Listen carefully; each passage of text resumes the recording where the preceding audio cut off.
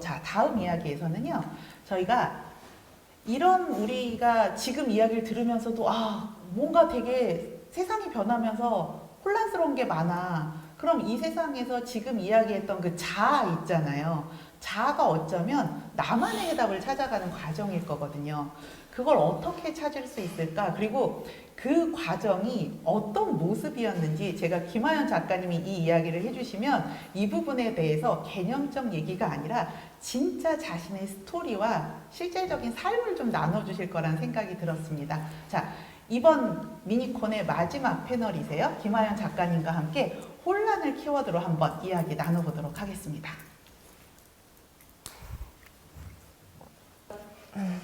역시 긴장이 되고 있는데요. 그러니까 긴장이 되는 게 지금 두 가지 이유인 것 같아요. 지금 앞서 세 분의 패널들이 전문가셨어요. 그러니까 각자의 전문적인 영역에서 활동을 하고 계신 분인데 그렇다면 나는 나를 뭘로 설명해야 되지? 라는 부분에 대해서 저 자신한테 물음표가 하나 떴었어요. 그래서 저는 올해 언론사에 있다가 올해 초에 퇴사를 했거든요. 퇴사를 하고 지금 퇴사를 했던 이유는 저는 부모 공부를 되게 열심히 해보고 싶었었어요. 왜냐하면 제가 태어나서 저한테 가장 큰 변화를 줬던 계기들이 제가 다 부모가 된 다음이었거든요.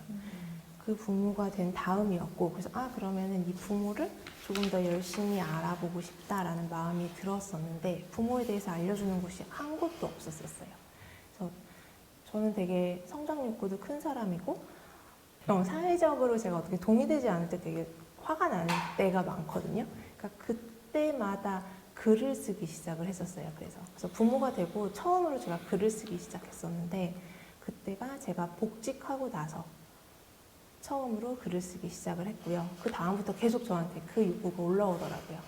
그래서 복직하고 나서 그리고 그러니까 일하는 여성으로서의 욕구가 한 번이 올라왔었고 그 다음에 부부에 대해서 또 한 번이 올라왔었고 그리고 나서는 엄마라는 역할에 대해서 또 한 번의 물음표가 떴었어요.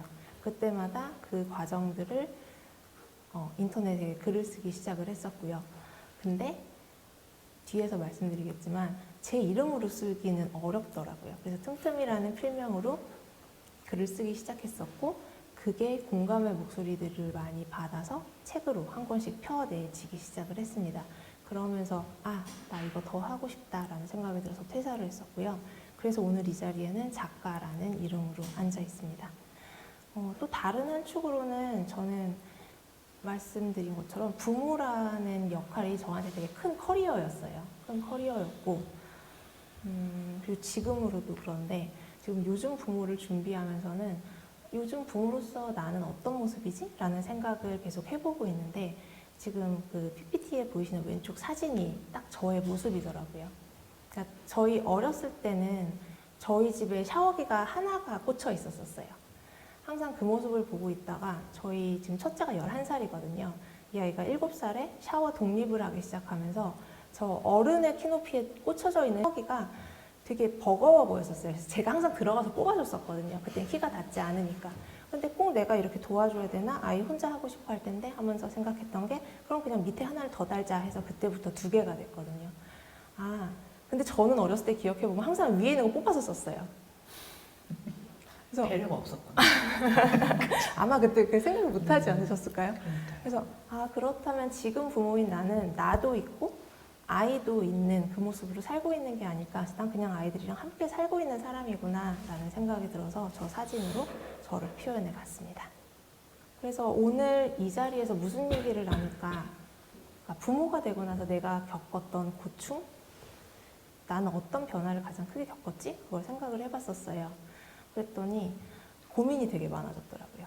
이전과는 조금 다른 고민들이었던 게 어떤 선택지 앞에서 되게 많이 흔들렸었어요. 내가 이렇게 고민이 많은 사람이었나? 라고 생각했던 건 지금 와서 돌아봤더니 언제나 갈림길 앞에서 되게 선택이 되게 많았었고요. 그래서 저는 저 이중적인 메시지를 사회 안에서 받아왔다고 느껴서 이걸 키워드로 뽑았습니다.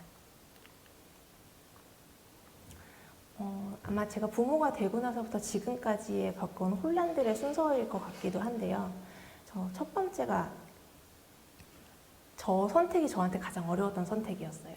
그러니까 저는 지금 11살, 9살인 두 아이를 키우면서 육아휴직을 2번 했었거든요. 2번 했고 2번 복직을 했었어요. 근데 10년 전이었다 보니까 저희 회사에서 육아휴직 2번 했던 사람이 제가 3번째였고요. 근데 2번의 육아휴직을 끝내고 2번째 복직을 한 사람은 제가 처음이었어요. 그러다 보니까 이 선택이 저한테는 너무 힘들었었어요. 힘들죠. 왜냐하면 모든 게 처음이 제일 어렵고 힘들잖아요. 그렇죠? 그리고 사회적으로 승인됐지, 그러니까 우리가 이런 게 있죠. 승인이라는 게 법적으로 제도적으로 승인된 거랑 진짜로 마음과 사회적 문화적으로 승인된 거는 굉장히 큰 차이가 있어요. 그러니까 지금 저희가 이제 혼란이라는 키워드를 이야기했을 때 제가 아연 작가님한테 그 얘기를 했잖아요. 부모로 살아오면서 요즘 시대를 키워드 하나로 말한다면 뭘 것 같아요? 라고 했더니 결정하기가 너무 어려워요라는 얘기를 했었던 거 기억이 나거든요. 근데 그 결정이 우리는 뭔가를 결정하지 못하면 그 결정을 왜 못할까요? 이렇게 물어보면 작가님 그때 어떻게 했는지 알아요? 제가 잘 몰라서? 이 표정이었어 딱. 제가 잘 몰라서? 그러니까 어떻게 하냐면 공부를 하면 된다고 생각하는 거예요. 맞아요. 알면 네. 되겠지. 잘 모르니까 선택을 못하는 거야. 근데 조금 전에 우리 대표님 얘기해 주셨지만 지금은 정답이 없다는 거죠. 그 선택지들이 행복하게 다가오지가 않았던 것 같아요. 그러니까 저희 친정 엄마만 해도 저한테 너는 그렇게 네가 하고 싶은 걸 선택할 수 있으니까 얼마나 좋은 시대에 살고 있냐라고 말씀을 하시는데 그 선택지를 뭘 선택해도 나머지 하나가 너무 리스크가 큰 거예요. 맞아. 그러니까 일이랑 아이잖아요. 제가 일을 선택을 해서 복직을 했을 때는 너무나 어렵게 선택을 했던 그 복직인데 애는 어떻게 키울 거야? 라는 말을 들었었고 그래가지고 육아휴직을 하고 아이를 키울 때는 너 대학까지 나와서 결국은 그렇게 살 거면 왜 공부했어? 라는 말을 들었거든요. 그 선택에 대해서 주변의 지지를 받지 못한다는 게 되게 크게 사람을 힘들게 하는구나 라는 걸 그때 처음 경험했었어요. 그리고 뭔가 하나를 큰 걸 버린다고 자꾸 네. 생각을 하게 만드는 것 같아요. 관점 자체가. 그렇죠. 맞아요. 공부를 잘해야 애도 잘 키워요. 그렇지 않아요? 너 그러려고 공부했어? 네. 나는 건강하게 좋은 어른으로 내 가족과 살려고 공부했어요. 그렇게 말할 수도 있는 건데 공부한 거는 가서 돈을 벌어와야 되는 맞아요. 거라고 생각을 하는 거죠. 참. 죄송합니다. 죄송해요, 여러분. 그래서 되게 화가 나더라고요. 처음에는 막 주눅 들어 있고 막 그 집에서도 편하지가 않고 회사에서도 편하지 않은 생활을 하다가 나중에 내가 이렇게 열심히 사는데 왜 나한테 돌아오는 피드백들은 항상 내가 너 지금 뭐 하나를 놓치고 있어라는 피드백인지에 대해서 화가 나기 시작을 그때 했었어요. 그러니까 엄마들에 대해서 바라보는 이미지가 그렇잖아요. 워킹맘이라 그러면 욕심 많은 사람. 전업맘이면 맘충이라는 그 이미지 둘 다 화가 나더라고요. 우리가 얼마나 열심히 살고 있고 이걸 얼마나 아이를 잘 키우고 싶고 내 삶도 잘 꾸리고 싶은 사람인지를 좀 알아줬으면 좋겠다는 마음이 되게 커져서 글을 쓰기 시작을 하면서 워킹맘 소모임을 만들었었거든요. 근데 그때 제가 놀랐던 게 언론에서 보여지는 엄마에 대한 이미지랑 저희가 실제로 만나서 나누는 그 이미지가 정말 다른 거예요. 그러니까 엄마들은 항상 힘들기만 하고 되게 아이들을 위해 희생을 해야 되고 이런 이미지라고만 생각을 하고 있는데 그걸 보고 자란 저도 그렇게 생각을 했었고요. 근데 막상 내가 경험하고 있는 엄마는 아이를 낳아서 일도 잘하고 싶어서 태어나 처음으로 이렇게 활력 있게 생활을 하고 있거든요. 그런 모습에 대해서 아무도 얘기해주지 않는 점들 그런 것들이 너무 슬퍼서 그때 되게 혼란스러웠던 것 같아요. 내가 지금 열심히 살면서도 나 지금 맞아? 이거 이렇게 하는 게 맞아? 지금 최선을 다하고 있는 거 맞아? 라는 의문이 제 안에서 계속 떴었어요. 사회에 나가서는 그렇게 일하고 아이 사이에서 혼란을 겪었다면 집 안에서는 남편하고 되게 혼란스러웠었어요. 그러니까 그게 유리천장이 항상 위에만 있다라고 사람들이 얘기를 하는데 저는 위에 있는 유리창보다 남편과 유리천장 깨는 게 더 어려웠거든요. 옆에 유리창. 네, 옆에 있는 유리는 있는지도 몰랐어요. 있는지도 몰랐는데 결혼할 때 분명히 남편이랑 그렇게 얘기했었거든요. 저희 되게 우리 평등한 부부로 살자라고 얘기를 했었고 뭐 맞벌이도 하고 있는데 이상하게 집에 돌아오면 항상 저는 집에 돌아오자마자 가방을 내려놓음과 동시에 주방으로 뛰어가서 밥을 하고 아이들을 돌보기 시작을 하거든요. 근데 남편은 집에 오면 자연스럽게 옷을 벗고 소파에 가서 앉는 거예요. 처음엔 이상하지 않았었어요. 심지어. 네. 당연하다고 생각을 했던 거예요. 내가 보던 익숙한 그냥 그 풍경이 내 눈앞에서 펼쳐지고 있는데 근데 이게 점점 힘들어지고 버거워지고 대체 왜 그러지? 우리 분명히 맞벌이 하고 있는데 왜 나만 하루 종일 동동거리는 느낌이지? 라는 의문이 뜨면서 남편하고 싸움이 잦아지기 시작을 했고 그러면서 다시 한번 돌아보기 시작했었어요. 왜 이러지? 그거에 대해서. 근데 그때 미국의 사회학자인 분이 쓰신 책이었는데 돈 잘 버는 여자, 밥 잘하는 남자라는 책이 있었어요. 근데 그 책을 읽다 보면 그 얘기가 나오는 거예요. 지금 우리 시대는 전통적인 부부들이 평등적인 부부로 옮겨가는 시대이기 때문에 중간에 과도기적인 상황에 놓여 있다. 그러면서 거기에 들어주는 예시들이 딱 저희 부부였어요. 뭐 예를 들면 저는 되게 제가 보고 자란 부부나 가정은 지금 PPT에 있는 것처럼 저 드라마가 뭔지 아세요? 80년대생이시면은 네 맞아요. 사랑이 뭐길래 대바리 가정이거든요. 저희 어렸을 때 풍경이 딱 저랬었어요. 아빠는 집 안에서 담배를 피셨었고 집에 오시면 항상 소파에 앉아 계셨고 엄마가 밥 다 되면 여보라고 부르시면서 다 불러서 밥 먹이면 아빠는 밥그릇도 싱크대에 옮기지 않으셨어요. 그 자리에 다시 소파로 가셨었거든요. 그걸 보고 자란 저는 저희 엄마는 또 그럼 한이 있잖아요. 너는 네 몫을 하고 살아라. 그러면서 설거지를 한 번도 저한테 시키지 않으셨어요. 넌 공부만 해. 그러면 돼.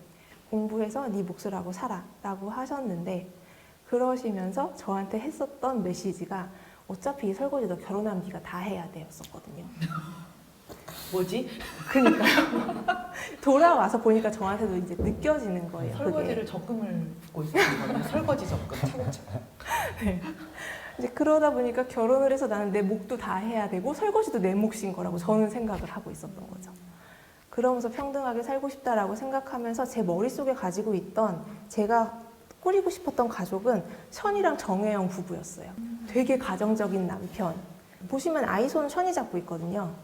정혜영은 되게 아름답게 서 있잖아요. 저 모습을 꿈꿨었어요.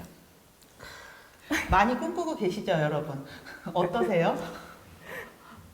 그래서 그 사이 안에서 계속 저 혼자 왔다 갔다 했던 것 같아요. 그러니까 남편하고도 이런 얘기를 나누면서 저는 저희 엄마와 저를 비교를 하고 있었으면 남편 역시 저희 시아버님하고 남편을 비교하고 있는 거예요.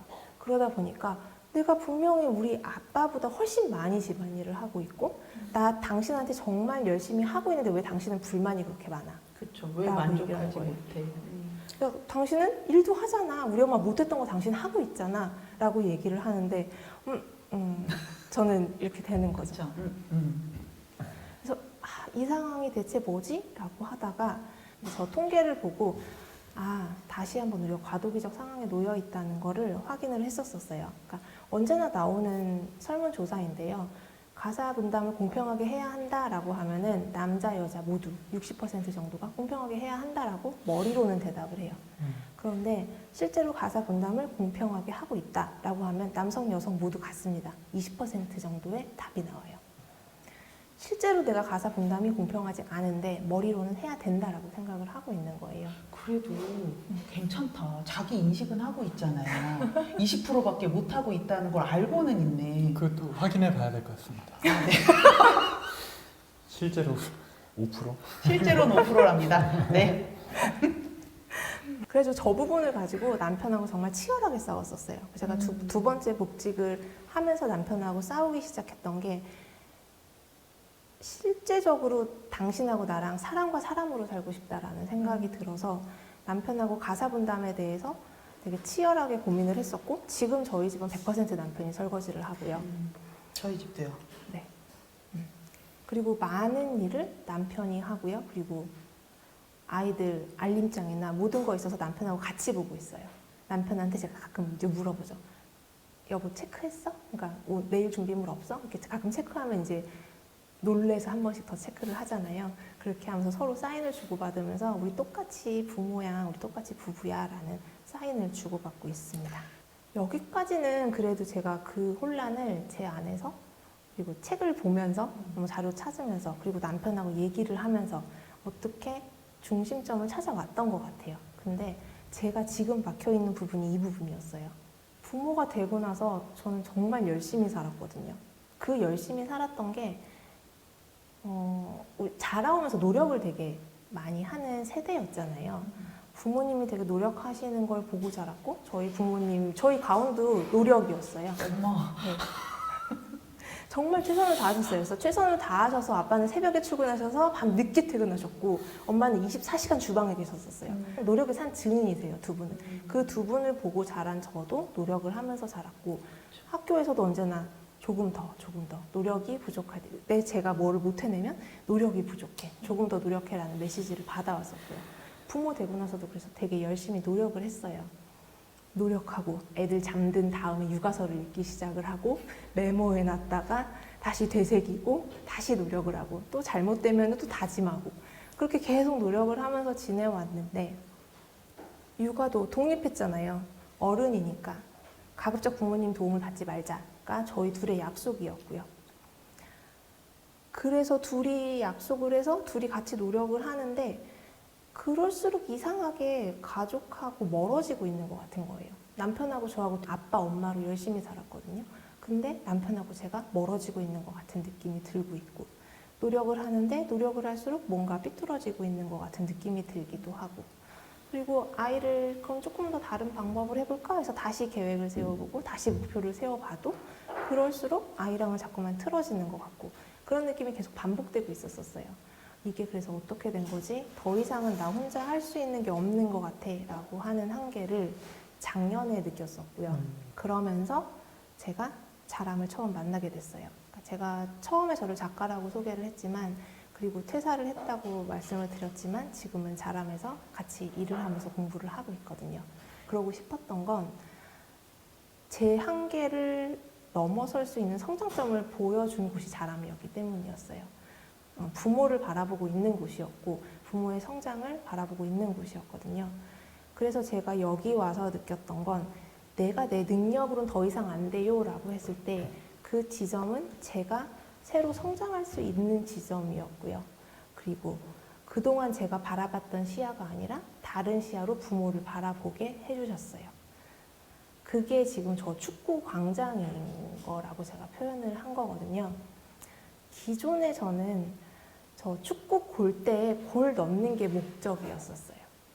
제가 축구 선수였으면은 저 골을 넣어야지 어떻게 하면 골을 더 잘 넣을 수 있고 한 번이라도 더 넣을 수 있는지를 사회적으로 트레이닝을 받아왔고 그걸 되게 열심히 하기 위해서 연습을 해와서 골을 잘 넣는 선수로 자라온 것 같아요. 그런데 부모가 되니까 저 혼자 골을 잘 넣는다고 해도 우리 팀이 이기는 것도 아니고 우리 팀이 행복하지가 않더라고요. 그걸 작년에 처음 깨달았어요. 제가 노력을 되게 열심히 하는데 그 노력이 우리 가족한테 어떤 영향을 미치고 있지를 바라봤더니 아, 과하다라는 느낌이 들었었어요. 그러면서 주변에 이제 같이 저랑 같이 경기를 뛰고 있는 저희 가족들을 바라보게 됐죠. 지금은 이 사람들이 즐겁게 게임을 같이 하고 있는지 지금 내 공이 자기한테 오기를 기다리고 있는 건 아닌지 얘가 더 얘한테 공이 갔을 때 더 잘할 수 있는 건 아닌지 이런 걸 바라보고 있어요. 이게 지금 제가 새로운 성장 방식이라고 표현을 하고 있는 부분이고요. 그래서 이 새로운 성장 방식을 익혀가는 중인 것 같아요. 저는 붉은 악마는 딱 맞겠네요. 플레이어도 필요하지만 우리의 삶의 경기에는 함께한다라는 거에는 저 위에 있는 주전 선수들만 뛰는 게 아니잖아요. 사실은 후보 선수로 벤치에 앉아있는 분들도 있을 거고요. 코치도 있고 스태프도 있고 의사 선생님도 대기하고 있을 거고 무엇보다 저 선수들이 잘 뛸 수 있는 데는 저 응원단의 힘이 있거든요. 저는 우리 지금 이 자리에 참여하고 있는 부모 패널들도 마찬가지고 이제 부모들의 커뮤니티가 필요했다고 하는 얘기가 우리한테는 저 응원단이 필요한 거죠. 우리 삶에서. 그래서 저 응원단들은 저 경기가 끝나면 또 각자 자기 삶으로 돌아갈 거예요. 그렇지만 저 순간만큼은 정말 진심으로 치열하게 응원을 해주거든요. 그래서 내가 그런 부분들을 좀 오픈하고 나눌 수 있는 곳이 있으면 좋겠다라는 생각을 좀 해보게 됐습니다. 아이님 얘기 들으면서 난 저 빨간 옷 입은 사람 중에 저기 도깨비 뿔 하나 쓰고 앉아있는 사람이 아닐까. 그 정도면 참 좋겠다라는 생각이 드네요. 그래서 지금 제가 겪고 있는 혼란에 어떻게 새로운 답을 찾아가고 있는지에 대해서 이제 얘기를 드려보고 싶어요. 그동안 제가 혼란스러울 때 제가 했던 방식은 이거였거든요. 나 지금 되게 혼란스러운데? 이거 왜 그러지? 하면서 첫 번째는 이 상황을 이해하려고 했고요. 이해한 다음에 그 다음에 제가 저한테 했던 질문이 그럼 어떻게 해야 되지? 그거였어요. 나 부모로서 되게 혼란스러운데 어떻게 해야 되지? 나 엄마로서 혼란스러운데 어떻게 해야 되지? 라고 제가 저한테 질문을 했을 때 나오는 답들은 사회적인 정답들이었어요. 임신하고 나서 나 임신했는데 어떻게 하면 좋은 엄마가 될 수 있지? 라고 물어봤을 때 돌아오는 답은 자연분만해야지, 태교해야지, 좋은 것만 들어, 스트레스 받지 마, 이런 것들이었거든요. 그대로 했어요. 40시간 진통하면서 자연분만했습니다. 그런 식으로 난 좋은 부모가 되기 위해 해야 될 일들을 하면서 지나왔어요. 그런데 제가 한계에 다다랐다고 느꼈을 때 저의 질문이 한 번 바뀐 게 이 지점이었어요. 왜 혼란스럽지는 여전히 바라보고 있어요. 그런데 다음에 그럼 나 무얼 하고 싶지? 무얼 하고 싶냐라고 질문을 하면요. 나 이제 임신했어. 임신했으면 나 이제 뭐 하고 싶지? 나 지금 부모가 됐어. 그럼 부모로 나 뭐 하고 싶지? 라고 저한테 질문을 하기 시작했어요. 그랬더니 사회적인 정답하고는 다른 나만의 답이 나오기 시작하더라고요. 자람에 같이 계신 분들은 많이 해보셨을 거예요. 첫 번째가 그 나를 주어로 얘기하는 거잖아요. 이건 저도 예전에 저한테 해봤던 질문이었는데 말씀드렸던 것처럼 좋은 부모가 되려면 어떻게 해야 되지? 이 질문 저도 되게 많이 받는 질문이고 제가 저한테 많이 했던 질문이었거든요. 그래서 당연히 자연분만, 모유수유, 애착육아 모든 걸 다 스텝 바이 스텝으로 해왔습니다. 그랬는데 그러다가 내가 꼭 모유수유를 꼭 이렇게까지? 라고 할 때 의문이 들기 시작을 하잖아요. 그럴 때 바꿔봤던 질문이 나는 어떤 부모가 되고 싶지? 난 어떻게 하고 싶지? 였어요. 자람에 와서 치열하게 이 질문을 받고 있는데 참 쉽지 않아요. 그러니까 생각해 왔다라고 저는 제가 저런 부분에 대해 답을 가지고 있다라고 생각을 했는데 막상 또 되게 많이 다르더라고요. 부모인 내가 하고 싶은 거랑 그냥 내가 하고 싶은 거에 또 뎁스가 다른 것 같아요. 그래서 저렇게 내가 주어가 됐을 때는 사회적인 정답하고는 다른 나의 답을 찾는 힌트들이 되어줬었고요. 두 번째는 요거 같이 한번 봐주실래요? 자, 이 그림을 보시면요. 뭐가 보이세요? 한번 채팅창으로 남겨봐 주세요. 소장님 뭐 보이세요? 두 개가 보인다는 걸 깨달았습니다. 그림이 뭐 보이세요? 저는 처음에는 빨간 입술이 보였죠. 근데 이제 두 번째는 이제 저걸 뭐라고 불러야 될까 전 생각하고 있었어요. 저걸 닭이라고 불러야 될까? 닭 비슷한 것 같긴 한데 칠면조라고도 할 수 있고 비둘기라고도 할 수 있고 여러 가지로도 부를 수 있을 텐데 제일 뭐라고 불러야 되지? 그렇지 않나요? 그렇죠. 저는 처음에 딱 보고 입술만 보였었거든요. 입술이 보였는데 점이 찍혀 있네? 이에 뭐가 묻었나? 그 생각을 하고서 넘어가려고 했었어요. 저 혼자 봤으면 아마 그러고 넘어갈 수 있었을 거예요. 근데 자람에서는 항상 같이 클래스를 하거든요. 같이 클래스를 하다 보니까 제가 입술이요 라고 얘기를 하면 항상 다른 걸 같이 봐주는 다른 부모들이 계세요. 저처럼 닭이냐고 묻는 부모가 그쵸? 또 있잖아요. 그러다 보니까 내가 못 보던 것들을 다른 분들이 같이 바라봐 주시고 그러면서 내가 생각했던 답이 아닐 수도 있네? 사회에서 말하는 그 답이 아닐 수도 있네? 라고 하면서 정답에 대한 기준이 정답이 되게 여러 개일 수도 있겠구나 라는 생각이 들었었어요. 저는 정답을 하나를 딱 찾아서 그 정답에 다가가기 위해서 달려가는 사람이거든요. 그래서 그 정답에서 내가 벗어났을 때 나는 오답이라고 생각을 했었거든요. 그랬었는데 부모들하고 연결돼서 같이 얘기를 나누다 보니까 저게 정답이야 라고 생각을 했었는데 다른 모습으로 살고 있는 분들을 만나게 되고 그 모습이 너무 예쁘고 아름다운 거예요. 저것도 괜찮네? 저것도 괜찮네? 이것도 괜찮네? 하다 보니까 정답이 하나가 아니라 되게 다양하구나. 그러면 나는 어떤 답이 되고 싶지? 를 찾는 거에 대해서 제가 되게 유연해지고 좀 편해졌어요. 그러면서 처음으로 부모가 되고 나서 내 긴장감이 떨어진다라는 생각을 처음 했었어요. 이게 아니면 정답이 아니면 오답이라고 생각했던 그 프레임이 저한테 한번 깨진 거예요. 그러고 났더니 여러 사람의 이야기를 들어보는 게 되게 중요하겠구나라는 생각을 했어서 나의 해답을 찾아갈 때 우리한테 필요한 거는 같이 이야기를 나눌 수 있는 동료들. 아까 전에 말씀해 주신 것처럼 그 붉은 악마들이 내 주변에 있었다는 것도 몰랐었어요.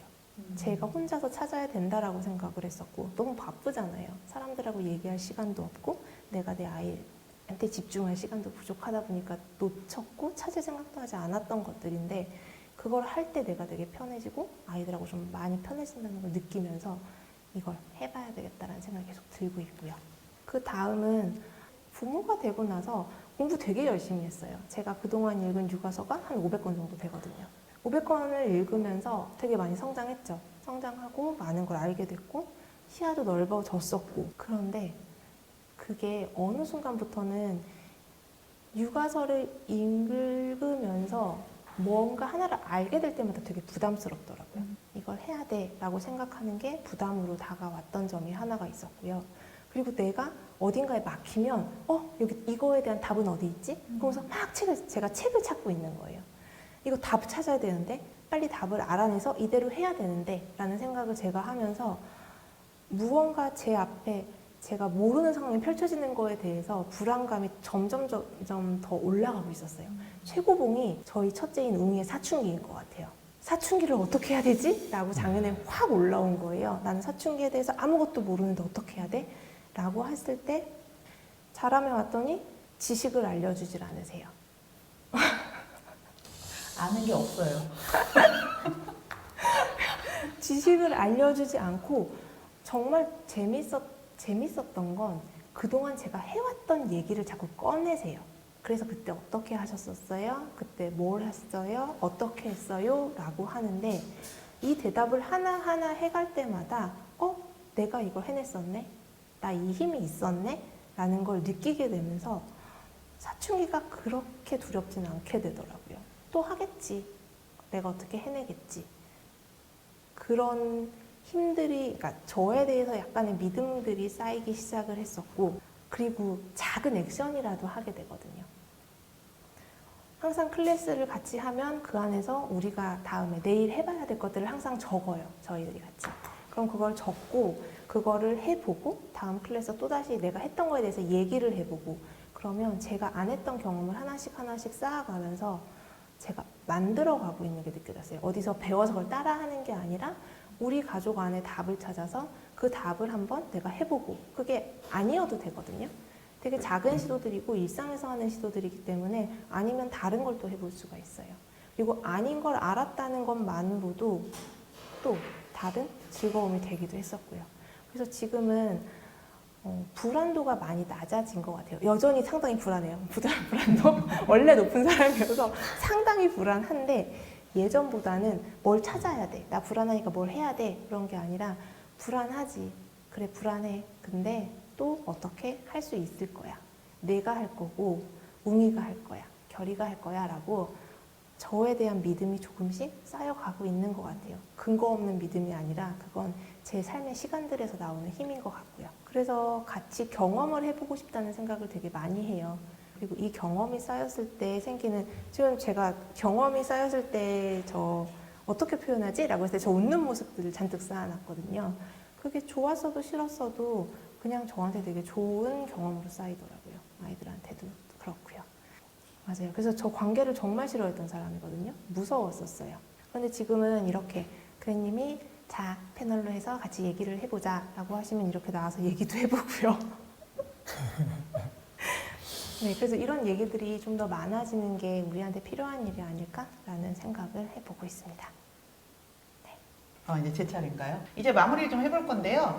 오늘 이야기도 들으면서 사실은 조금 더 깊게 나눠본다면 조금 더 많은 담론과 또 우리가 깊이 이해할 수 있는 부분이 있을 거다라는 생각들 좀 하실 겁니다.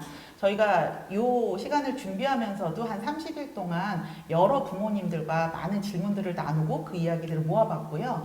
앞으로 30일간 우리는 이 이야기들을 조금 더 나누고 정리해서 공유를 해보려고 합니다. 왜냐하면 우리 혼자의 힘으로 만들어지는 게 별로 없거든요. 또 우리가 함께 한다고 해서 한 단시간에 세상이 변화하진 않겠지만, 우리가 살아가는 데 있어서 필요한 것들은 우리가 이야기를 하고 목소리를 내고 보여줘야 하지 않을까라는 생각을 해보거든요. 그래서 여러분들께 부탁드리는 거는, 여러분들 지금 저희가 뭘 하고 있냐면 해시태그와 함께 요즘 부모 캠페인을 하고 있어요.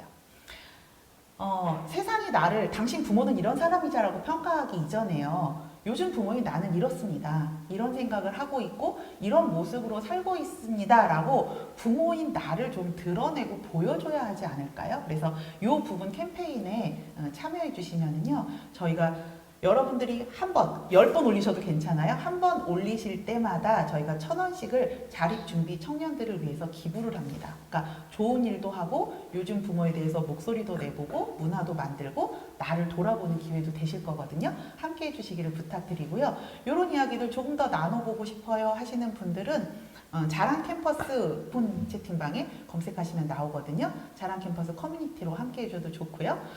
그리고 지금 저희가 11월 초부터는요, 한국공익법인협회와 함께 영유아기 부모를 위한 이런 이야기들을 또 합니다.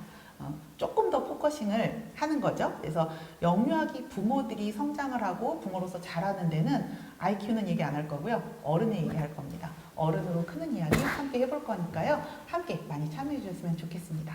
오늘도 함께 해주셔서 감사하고요. 저희 부모에 대한 이야기 계속 나눠가 보도록 하겠습니다. 감사합니다.